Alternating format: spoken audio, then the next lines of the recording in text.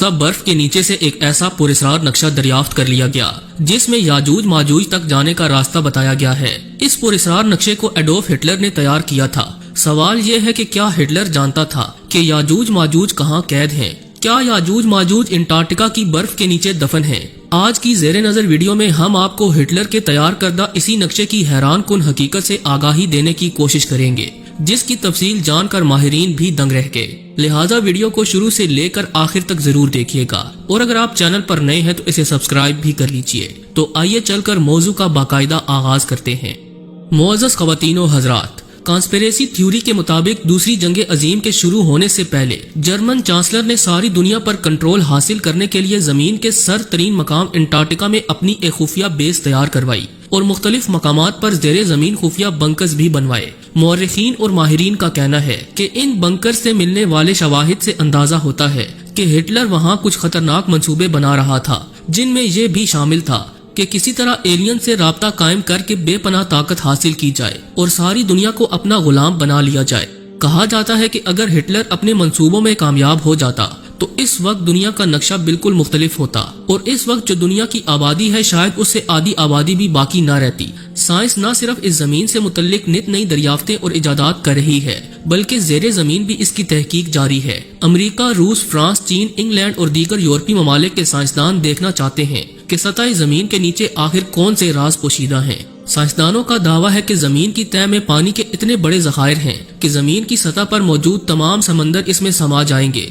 इसी तरह साइंसदानों के लिए अंटार्कटिका भी तवज्जो का मरकज बना हुआ है, जहां खुफिया बंकर्स के अलावा बेशुमार राज पोशीदा हैं। इनमें सबसे हैरान कुन बात यह है कि अंटार्कटिका से नामालूम दुनिया तक के सफर का रास्ता मौजूद है। एक रूसी सहाफी और सुराग रसान निकोला समोटान ने तहकीक के दौरान अंटार्कटिका के बंकर से हिटलर से वाबस्ता ऐसे डॉक्यूमेंट्स का मुतालिया किया जिसमें उसने एक ऐसा नक्शा दुनिया के सामने पेश किया था जिसमें वाज़े तौर पर जेरे जमीन एक ऐसे द्योमालाई मकाम तक पहुंचने का रास्ता बताया गया है जिसका जिक्र सिर्फ कहानियों में मिलता था। इस मकाम का नाम आसगार्ड था। वो लोग जिन्होंने हॉलीवुड की मशहूर फिल्म थोर देख रखी है वो इस मकाम के बारे में जरूर जानते होंगे। इस नक्शे पर आसगार्ड के अलावा बहुत से शहरों का जिक्र भी है जिनमें आइजर नामी शहर सरे फहरिस्त है। बज़ाहिर इन बातों पर यकीन करना मुश्किल है, मगर आप पर वाज़े करते चलें कि एक अमरीकी अफसर जॉन किलोज ने 1818 में एक थ्योरी पेश की थी कि जमीन अंदर से खाली है और उसने मजीद लिखा कि जितनी जमीन के ऊपर जिंदगी मौजूद है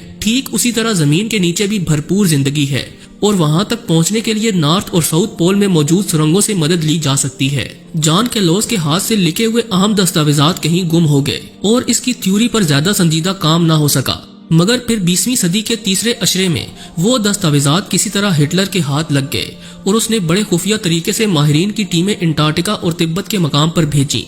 मुअज़्ज़ज़ ख़वातीनो हज़रात, जैसा कि आप सब जानते हैं कि तिब्बत दुनिया की बुलंद तरीन जगहों में शामिल है जिसे दुनिया की छत भी कहा जाता है। बाज़ मुफस्सिरीन का ख्याल है कि हजरत ज़ुल्करनैन अलैहिस्सलाम ने याजूज माजूज को इसी मकाम पर कहीं कैद किया था और वो तिब्बत की किसी वादी में कैद हैं। राजों से भरे इस खित्ते में हिटलर की टीम ने तहकीक के दौरान एक नक्शा हासिल किया जिस पर एक शहर की निशानदेही की गई थी। जब तहकीकाती टीम ने मकामी अफराद से मालूमात हासिल की और उनकी लोक कहानियों का मुतालिया किया तो उन पर यह वाज़े हुआ कि यहाँ हजारों साल पहले एक जेरे जमीन शहर मौजूद था जिसे शम्बाला के नाम से पुकारा जाता था। मकामी अफराद के मुताबिक बहुत से लोग शम्बाला शहर की खोज में निकले मगर कामयाब न लौट सके। उनके मुताबिक इस जेरे जमीन शहर में कवि हैकल मखलूक रहा करती थी जो इंसानों से शदीद नफरत करती थी और बाज़ औक़ात सुरंगों के जरिए वो बाहर आकर इंसानी आबादियों को नुकसान भी पहुंचाती। जब ये तमाम मालूमात हिटलर के सामने रखी गयी तो अपनी फितरत के मुताबिक उसने फैसला किया कि वो इस राज को हर सूरत में मालूम करके ही दम लेगा।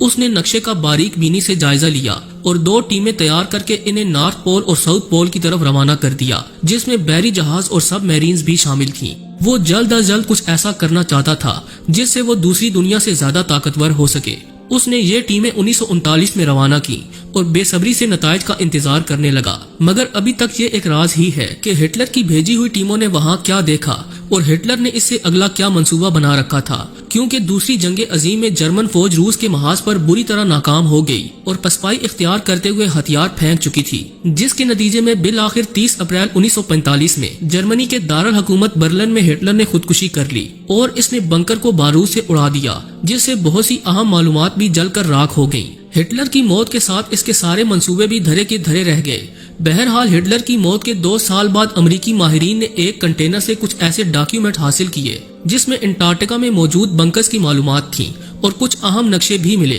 جس سے زمین کے نیچے موجود شہر کا سراغ مل رہا تھا۔ ان ڈاکیومنٹس میں صاف طور پر موجود تھا کہ کس طرح ہٹلر کی تحقیق تبت سے شروع ہو کر انٹارکٹیکا تک جا پہنچی اور وہ کس طرح زیر زمین شہر کے راستوں کی تلاش میں تھا۔ جب ان معلومات کو اس وقت کے امریکی صدر سے شیئر کیا گیا تو امریکی صدر نے بھرپور تیاری کے ساتھ کئی بحری جہاز انہی مقامات کی طرف روانہ کر دیے جہاں ہٹلر نے بنکرز بنا رکھے تھے۔ امریکی ماہرین نے وہاں ایک اسٹیشن قائم کیا اور ساری جگہ کا اچھی طرح سے معائنہ کیا، جس کے بعد وہ حیران رہ گئے کہ کس طرح خفیہ طور پر ہٹلر نہ صرف زیر زمین شہر کی تلاش میں تھا بلکہ خلائی مخلوق سے رابطہ قائم کرنے کی کوشش بھی کر رہا تھا۔ امریکن جہاز وہاں سے بے آف ویلز کی طرف بھی گئے جس کے بارے میں مشہور ہے کہ وہاں سے زمین کے نیچے جانے کے لیے راستے موجود ہیں اور یہ راستے زمین کے نیچے موجود ایک نئی دنیا تک جاتے ہیں، مگر وہاں پہنچنے سے پہلے ہی ایک برفانی تودے سے ٹکرانے کی وجہ سے 8 امریکی جہاز تباہ ہو گئے۔ اس سارے واقعے کو امریکی میڈیا نے زیادہ بیان نہیں کیا اور اسے خطرناک حادثہ قرار دے کر خاموش ہو گیا،